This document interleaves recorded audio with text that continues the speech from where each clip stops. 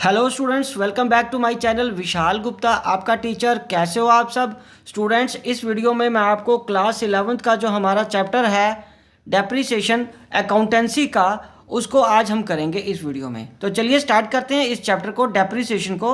Depreciation क्या होता है बेटा? Depreciation is a gradual and permanent decrease in the value of asset due to passage of time, usage of fixed assets, tangible as well as intangible assets. In case of intangible we call it amortisation. तो बच्चों, जो depreciation होती है वो with the passage of time या usage की वजह से फिक्स्ड एसेट्स या जो को फिक्स्ड एसेट को यूज़ करने पे जो उसकी कमी आती है, उसमें उसकी लाइफ कम होती है, उसकी यूसेज होने की वजह से और जितना उसकी वैल्यू कम होती जाती है, उसको हम क्या बोलते हैं? डेप्रिसिएशन। और आपको पता है एसेट्स दो तरह की होती हैं, एक टेंजिबल होती है, दूसरी इनटेंजिबल। टेंजिबल एसेट्स में को तो हम फिक्स्ड एसेट्स बोलते हैं, which can be seen with the eyes and can be touched. उनके लिए जो वैल्यू कम होती है उसको हम डेप्रिसिएशन बोलते हैं, और इंटेंजिबल के केस में उसको अमोर्टाइजेशन बोलते हैं। ठीक है जी। सो डेप्रिसिएशन क्या हो गया? Depreciation is a reduction in the value due to passage of time and usage of fixed assets. ठीक है बच्चे? तो चलिए अब हम बात करते हैं कि इसके मेन फीचर्स की। Depreciation it reduces value of the assets, no doubt. It is non cash expense, ये हमारे हाथ से कुछ जाता नहीं है, लेकिन value of the fixed asset कम होती जाती है। It is permanent in nature, it has no impact on the market value but only reduces book value, पर ये सिर्फ बुक वैल्यू को ही रिड्यूस करती है। ठीक है जी। तो अब कॉजेज़ क्या हो सकते हैं? कॉजेज़ हैं बाय कांस्टेंट यूज़, किसी भी चीज़ को लगातार यूज़ करने से, बाय एक्सपायरी ऑफ टाइम, एक पर्टिकुलर टाइम पीरियड कंप्लीट हो जाने से, एक्सपायरी ऑफ लीगल राइट्स, ठीक है, by permanent defect in the assets.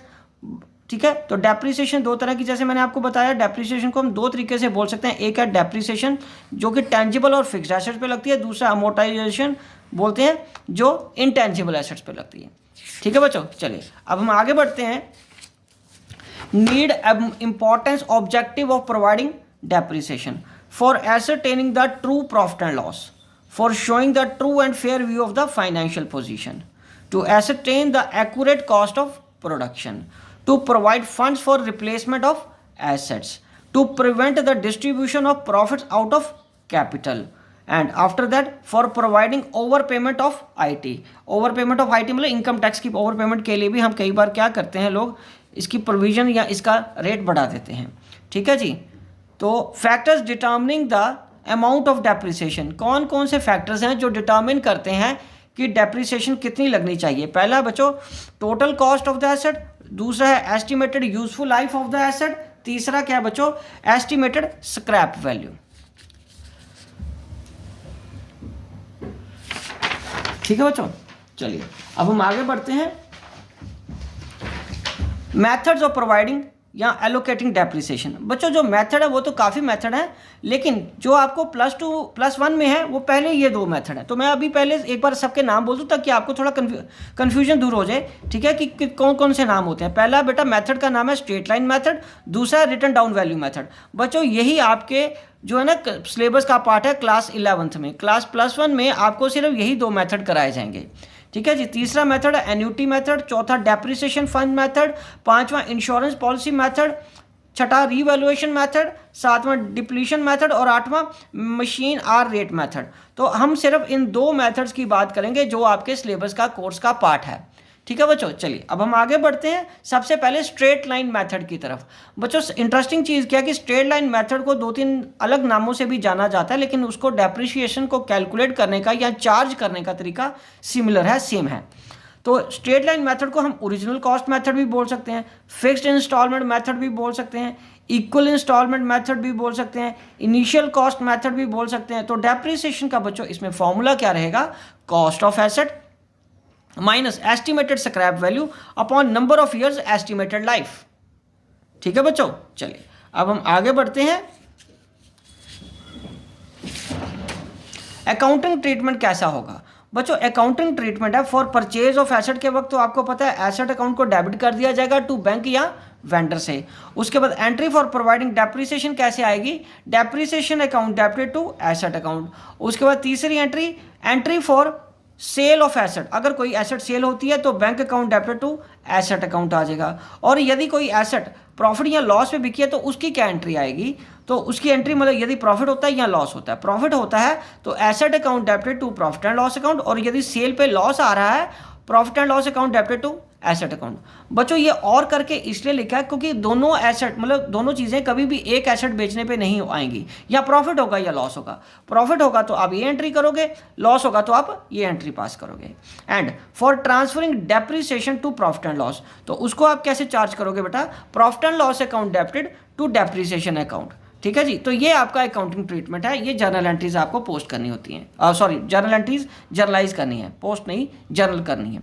ठीक है जी, तो ये अकाउंटिंग ट्रीटमेंट में मैंने आपको ये बताया जर्नल एंट्रीज। मैं ये स्लो करके आपको दोबारा दिखा रहा हूँ, वो इसलिए क्योंकि चाहे वो कोई भी मेथड हो, SLM हो या WDV मेथड हो, मतलब स्ट्रेट लाइन मेथड या रिटर्न डाउन वैल्यू मेथड हो, आपकी एंट्रीज यही रहेंगी। अमाउंट ऑफ डेप्रिसिएशन निकालने का मेथड या तरीका अलग हो सकता है।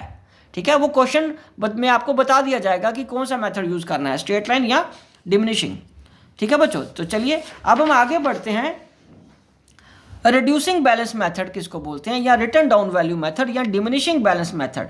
ठीक है जी, तो इसमें फॉर एग्जांपल 10,000 एसेट की कॉस्ट है और 10% उसका रेट ऑफ डेप्रिसिएशन, ये है एसेट की कॉस्ट। ठीक है, और ये रेट ऑफ डेप्रिसिएशन। तो उसमें सबसे पहले आपका 10% लगा फर्स्ट ईयर में, 10% लगा तो कितना कट के आ गया, 9,000 आ गया। उसके बाद लेस सेकंड ईयर में कितना, अगेन 10% लगा तो 900 कट गया, और लेस थर्ड ईयर में अगेन 10% गया तो कितना रह गया, 810 के बाद ये इतना रह गया। ठीक है जी, तो इस तरीके से रिड्यूसिंग बैलेंस पे लगता है। और अब मैं आपको एक बार पहले उसका डिफरेंस समझा देता हूं।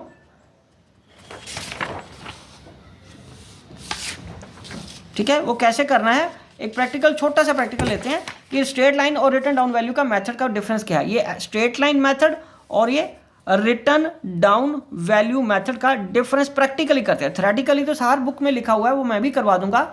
ठीक है, लेकिन प्रैक्टिकली समझते हैं। मान लीजिए एसेट की कॉस्ट, ये दोनों तरफ क्या है, 10,000, value of asset, value of asset, यहां भी क्या लिखेंगे बच्चे, वैल्यू ऑफ एसेट। ठीक है जी, लेस क्या है, डेप्रिसिएशन 10%, तो SLM में 10% तो 1,000 आया, और लेस डेप्रिसिएशन फर्स्ट ईयर की, यहाँ भी फर्स्ट ईयर की 10% के हिसाब से 1,000 आया, और इसमें कोई फर्क नहीं आएगा। इसमें क्या आ जाएगा, अगेन 9,000। अब लेस सेकेंड ईयर की जो डेप्रिसिएशन है वो कितनी है, 10%, और वो कितनी आएगी बेटा, 1,000। बट इस केस में लेस सेकेंड ईयर की डेप्रिसिएशन 10% लगेगी पर रिड्यूसिंग बैलेंस पे, तो इस हिसाब से ये इसका 8,100 आ गया। ठीक है बच्चे, तो इसका आ गया 8,000, 8,100 और ये 8,000। अब लेस थर्ड ईयर की जो डेप्रिसिएशन है, अगेन इसका 10% के हिसाब से लगेगा 1,000, और ये बन जाएगा 7,000। ठीक है जी, और लेस इसका थर्ड ईयर का डेप्रिसिएशन अगेन 10% के हिसाब से लगेगा 810, 7,290। तो इस तरीके से आपको इसका कैलकुलेट करना होता है दोनों मेथड्स का। तो ये मेथड्स का डिफरेंस आप आराम से समझ लीजिए, आपकी सारी कंफ्यूजन दूर हो जाएगी। फिर चाहे कोई भी बुक हो आपके पास, आपका आंसर गलत नहीं होगा। ठीक है बच्चों, चलिए अब हम आगे बढ़ रहे हैं। जो थ्योरेटिकल डिफरेंस है उसको समझने के लिए, तो थ्योरेटिकल डिफरेंस को समझने के लिए बच्चों डिस्टिंक्शन बिटवीन SLM और WDV। तो बेसिस सबसे पहले SLM का इक्वल रहती है डेप्रिसिएशन हर बार, और रिटर्न डाउन वैल्यू मेथड में डिक्रीज होती है हर साल। और basis of calculation depreciation is charge on original cost, और WDV depreciation is charge on reducing balance. और तीसरा रेट ऑफ डेप्रिसिएशन लो है, और उसके बाद वो क्या है, हाई। और चौथा क्या बटे, suitability, it is suitable for assets in which repair charges are less, और it is suitable for assets in which repair charges are more. ठीक है बच्चे, और approval of income tax and companies act, IT and company act don't approve this method. SLM को वो approve नहीं करते, ठीक है जी, बट रिड्यूसिंग बैलेंस मेथड को या रिटर्न डाउन वैल्यू मेथड को वो रिकॉग्नाइज करते हैं। ओके बच्चे, चलिए अब हम आगे बात करते हैं अगले टॉपिक की। ये तो डिफरेंस भी आ गया। अब हम आगे बात करते हैं मेथड ऑफ रिकॉर्डिंग डेप्रिसिएशन में, by charging to asset account और by creating provision for depreciation account. मतलब अब हमारा टॉपिक आएगा प्रोविजन फॉर डेप्रिसिएशन अकाउंट। बच्चे इसको थ्योरेटिकली लिखना या रट्टा मार के याद करना शायद मुश्किल नहीं होगा, ठीक है, लेकिन इसको प्रैक्टिकली मैं आपको समझाता हूँ कि कैसे करना है। यहाँ पे देखिए ये है एसेट अकाउंट, ऐसे बनता है। ये इसको मैं यहाँ से सेंटर लाइन कर देता हूँ ताकि आपको डिफरेंस भी इजीली समझ आ जाए। तो यहाँ पे ये डेप्रिसिएशन मैं चार्ज करता जाऊँगा, ठीक है।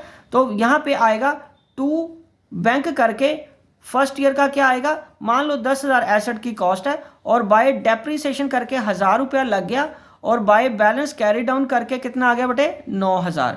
और यहाँ पे फिर आगे 9,000 ये कैरी फॉरवर्ड हो जाएगा और अगले साल यहाँ क्या लिख लेंगे, to balance carry down brought down, ठीक है जी। और यहाँ बाय डेप्रिसिएशन करके, ठीक है, फिर आ जाएगा 1,000 रुपया और बाय बैलेंस कैरी डाउन करके कितना आ गया 8,000। और यही सो ऑन आगे चलता जाता है सालों साल। डेप्रिसिएशन हम एसेट अकाउंट में ही लेस कर देते हैं, ठीक है, by charging it to asset account. But जब हम creating provision for depreciation account है तो उसमें दो अलग तरीके से बनता है, दो अकाउंट बनेंगे।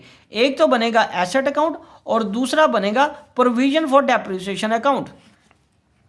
प्रोविजन फॉर डेप्रिसिएशन अकाउंट, तो बच्चों यहाँ पे तो वही आ जाएगा फर्स्ट ईयर में टू बैंक करके आपका 10,000 आ गया और बाय बैलेंस कैरी डाउन करके, क्योंकि डेप्रिसिएशन तो लगेगी पर वो इसमें से डिडक्ट नहीं हो रही, ठीक है जी। वो कहाँ चार्ज होगी, बाय डेप्रिसिएशन करके यहाँ 1,000 रुपया आएगा और इधर टू बैलेंस कैरी डाउन आके ये 1,000 रुपया यहाँ पे आ जाएगा और उसके बाद बाय बैलेंस ब्रॉड डाउन करके 1,000 रुपया यहाँ अगले साल का कैरी फॉरवर्ड हो जाएगा।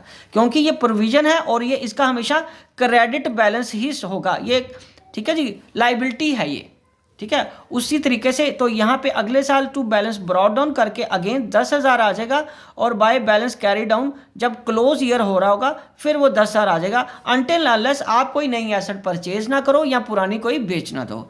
और अगले साल सेकेंड ईयर में बाय डेप्रिसिएशन करके अगेन 1,000 यहाँ चार्ज हो जाएगा और ये बैलेंस अब कितना बच गया, टू बैलेंस कैरी डाउन ये 2,000 हो जाएगा और ये बैलेंस एक्यूमुलेट होता जाता है। तो इसका दूसरा नाम क्या है, एक्यूमुलेट डेप्रिसिएशन अकाउंट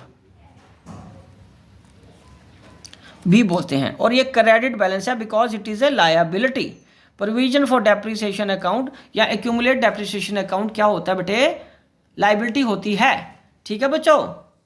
चलो अब हम आगे बढ़ते हैं, एसेट डिस्पोजेबल अकाउंट। तो बच्चों एसेट डिस्पोजेबल अकाउंट का क्या मतलब है, when part of asset is sold और disposed of it is appropriate to open a new account called asset disposable account. तो इसको मैं आपको समझा रहा हूं, ये देखिए जरा बच्चों।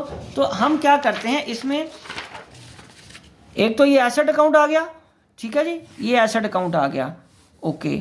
और उसके बाद यहाँ पे मान लो एक उसका डेप्रिसिएशन, प्रोविजन फॉर डेप्रिसिएशन भी बन रहा है, प्रोविजन फॉर डेप्रिसिएशन अकाउंट भी बन रहा है। उसके बाद नीचे हम एक नया अकाउंट खोल देंगे, asset disposable account, asset disposable account, ठीक है बच्चे।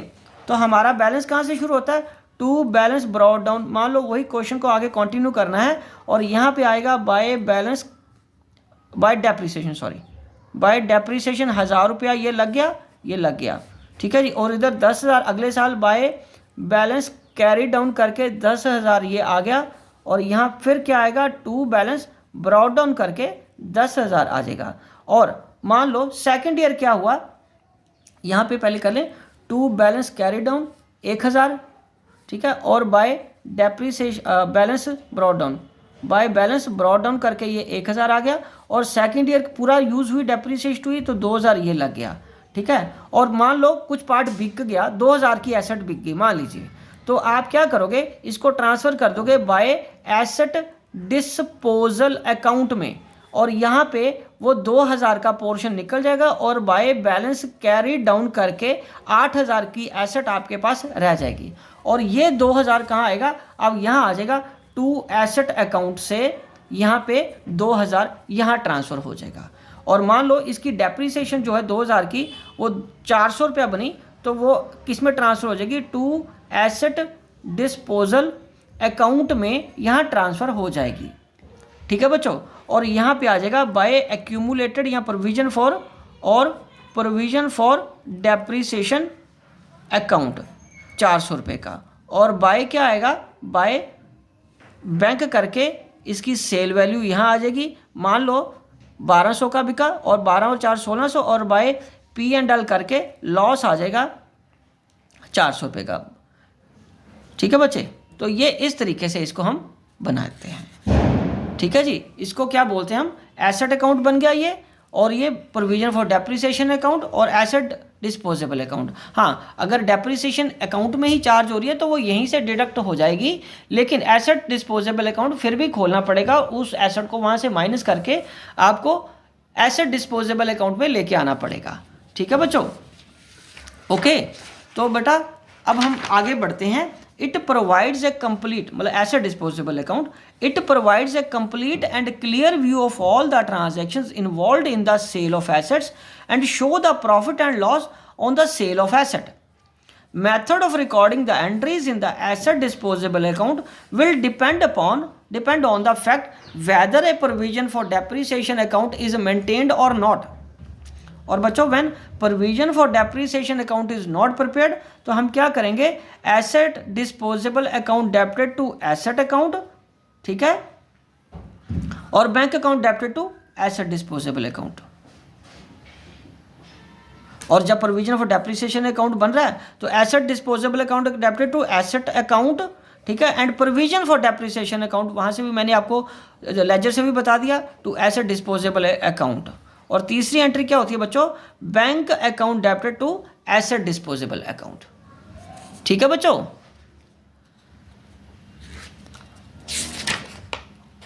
तो बेटा इसी के साथ ये सारा पोर्शन कंप्लीट होता है। आई होप ये आपको अच्छे से समझ आ गया होगा।